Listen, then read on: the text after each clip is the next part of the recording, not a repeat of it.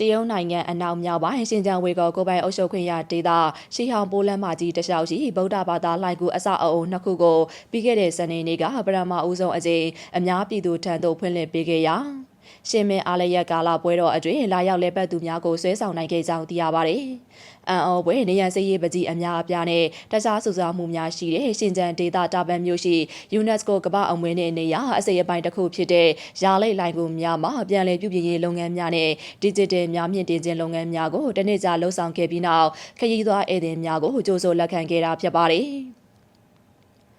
အဆိုပါလိုင်ကူများကိုအထက်2ဆင့်ပြင်ထားရှိပြီးအပေါ်တက်မှာဘုံကြီးများအတွက်တရားထိုင်ဖို့နေရာအဖြစ်ထားရှိပြီးအောက်ထပ်ကိုနေထိုင်ဖို့နေရာအဖြစ်ထားရှိသွားမှာဖြစ်ကြောင်းလိုင်ကူအမှတ်4နဲ့အမှတ်9ကိုအများပြည်သူထံသို့လက်ရှိမှာဖွင့်လှစ်လိုက်ခြင်းဖြစ်ပါတယ်။ပြီးခဲ့တဲ့စနေနေ့ကအများပြည်သူထံဖွင့်လှစ်လိုက်တဲ့တာပန်မျိုးရှိရှင်ကျင်းခေါ်လိုင်ကူရှိကီလိုမီတာ40အကွာမှာရှိတဲ့လိုင်ကူအမှတ်4မှာတရက်တင်းနေတဲ့လာရောက်လေပတ်သူ300အတွက်ကပ်ပြားများထုတ်ပေးနိုင်ရန်စီစဉ်ထားပါတယ်။